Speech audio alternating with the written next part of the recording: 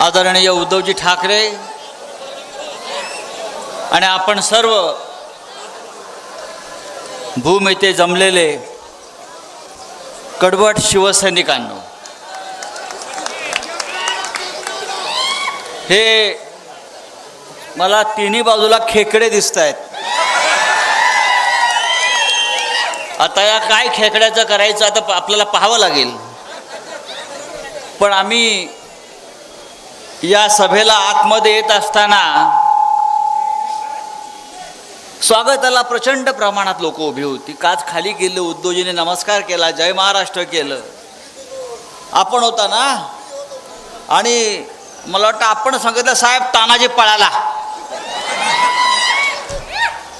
तानाजी पळाला. मी म्हटलं तानाजी पळाला म्हणजे काय? तानाजी पळाला की तानाजीला तुम्ही पळवून लावलं? तानाजी पळाला, तो तानाजी पळाला. सुरतवरून तानाजी गुवाहाटीला पळाला, गुवाहाटीवरून गोव्याला पळाला, आणि तो पळत पळत मुंबईला आला, आरोग्यमंत्री झाला. आणि आता तेव्हापासून तो कोणत्या खोक्यात लपलाय याचा शोध भूम परांडातल्या जनतेनं घ्यायचा आहे. आज महाशिवरात्र आहे. महादेवाचे आपण भक्त आहोत. आणि शंकराचा जसा तिसरा नेत्र होता तसा हा शंकराचा तिसरा नेत्र, महादेवाचा तिसरा नेत्र या भ्रष्ट तानाजीला खाक केल्याशिवाय राहणार नाही.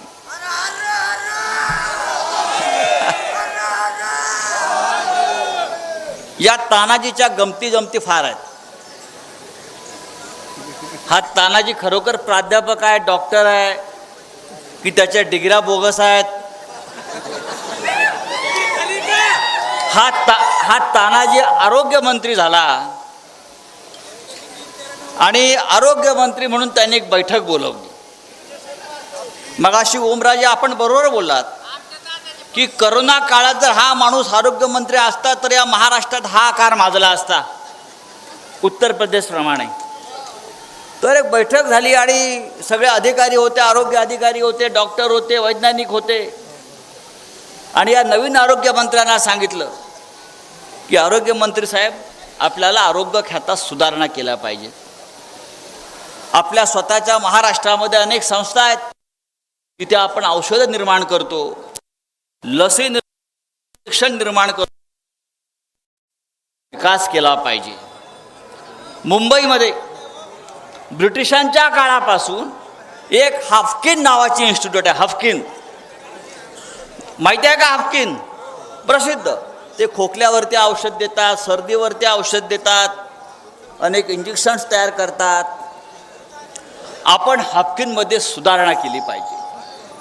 आपल्या आरोग्यमंत्र्याने विचारलं, हाफकिन हा कोणता ठेकेदार आहे, त्याला ताबडतोब बोलवून घ्या. हे आपले आरोग्यमंत्री. अयोग्य मंत्री, उद्धवजी म्हटले अयोग्य मंत्री. पण असा अयोग्य मंत्र्याला आपण आधी पाणी खात्याचं मंत्री केलं. पाणी खात्याचं मंत्री केल्यावर त्या पाण्यामध्ये धरणं फुटल्यावर धरणं खेकड्यानं फुटतात, अशा प्रकारचा शोध त्यांनी लावला. तानाजी, आम्हाला एक तानाजी माहिती आहे, छत्रपती शिवाजी महाराजांचा तानाजी. ज्या तानाजीनं स्वराज्यासाठी, छत्रपती शिवाजी महाराजांसाठी एका निष्ठेनं आपल्या प्राणांचे, आणि त्यानंतर हा तानाजी ज्याला बाळासाहेब ठाकरेंच्या शिवसेनेनं सर्व काही दिलं, पद दिलं, प्रतिष्ठा दिलं, आणि वेळ येताच या तानाजीनं पाठीत खंजूर खुपसून पळ काढला. हा तानाजी त्या तानाजीचं नाव बदनाम करतोय. याला तानाजीचं नाव घेण्याचा अधिकार नाही. हा तानाजी जाईल तिथे कसा खातो, याचे अनेक प्रकरणं मी बाहेर काढ. आरोग्य खात्याचा त्यांनी कारभार हातात घेतल्यापासून डॉक्टरांच्या बदल्यांपासून सिव्हिल सर्जनच्या बदल्यापर्यंत प्रत्येक ठेकेदारीमध्ये हजारो कोटी रुपये या माणसाने गोळा केले, खोके वसूल केले. पण मला असं वाटतं की तो फक्त तिकडेच खात असेल, पण तो इकडे येऊन पण खातोय. मला मगाशी कागद दिला. हा कागद उद्धवजी आपण वाचाल तर आपण काय लायकीचा माणूस आपल्याकडे सांभाळला आणि गेला तो बरं झालं. आपण मगाशी उद्धवजी सांगितलं की आंब्याच्या पेटीत किंवा आंब्याच्या आडीमध्ये एक आंबा जरी नासका निघाला तरी अख्खी पेटी आंब्याची नासून जाते. एक आंबा जो नासका निघाला पहिला आमच्याकडे तो हा तानाजी, आणि नंतर अख्खी पेटी निघाली. या भूम परांड्यामध्ये त्यांनी केलेल्या घोटाळ्याचा कागद मगाशी माझ्या हातात दिला.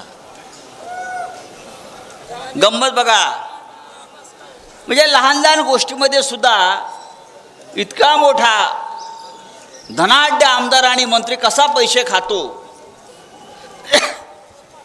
भूम बस स्थानक जुन्या जागेवर न करता ते त्याच्या कार्यकर्त्याच्या जागेला भाव मिळावा यासाठी नवीन जागेत स्थलांतर करण्यात आले. आणि या निर्णयाविरोधात भूम शहरातील नागरिक आणि व्यापाऱ्यांनी एक दिवस बाजारपेठ बंद ठेवून विरोध केला. पण तानाजी सावंतने निर्णय बदलला नाही, त्यातही पैसे खाल्ले बस स्थानकात. दुसरं, भूम आणि वाशी तालुक्यातील शेतकऱ्यांचा विरोध असताना केवळ पवनचक्क्या मालकाकडून करोडो रुपये घेऊन पवनचक्की प्रकल्प आणला. बरोबर आहे ना. तिसरं, कृष्णा मराठवाडा उपसा सिंचन योजना पाईपलाईनने पाणी नेण्यास शेतकऱ्यांचा विरोध असून सुद्धा केवळ त्याच्या गुत्तेदाराला फायदा व्हावा यासाठी पाईपलाईन घातली जात आहे. बरोबर आहे. भूम परांडा नगर परिषदेत करोडो रुपयाचा भ्रष्टाचार या माणसानं केलेला आहे.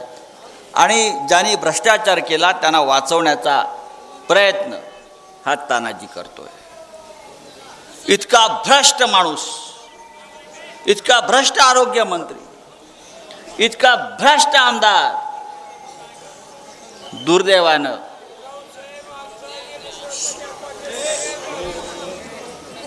तानाजीला गाठाने सांगायचं सगळं. तर अशा भ्रष्ट माणसाला आपल्याला महाराष्ट्राच्या राजकारणातून हद्दपार करायचा आहे.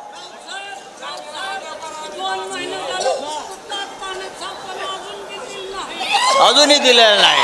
ऐका, पण हा भूम परांडा हा मतदारसंघ हा कायम शिवसेनेच्या पाठीशी उभा राहिलेला मतदारसंघ आहे. इकडला खासदार, इकडला आमदार हा सातत्यानं बाळासाहेब ठाकरे यांच्या शिवसेनेचाच राहिलेला आहे. आणि मला खात्री आहे हा तानाजी 2024च्या निवडणुकीमध्ये पूर्णपणे या भूम परांडाच्या जमिनीमध्ये गाडलेला तुम्हाला दिसेल. आणि हे काम आपल्याला करायचं आहे. आपण सगळे माननीय उद्धवजींचं भाषण ऐकण्यासाठी आलेला. इतका उशीर झाला तरी आपण बसलेला आहात. आणि हा संपूर्ण मराठवाडा, संपूर्ण महाराष्ट्र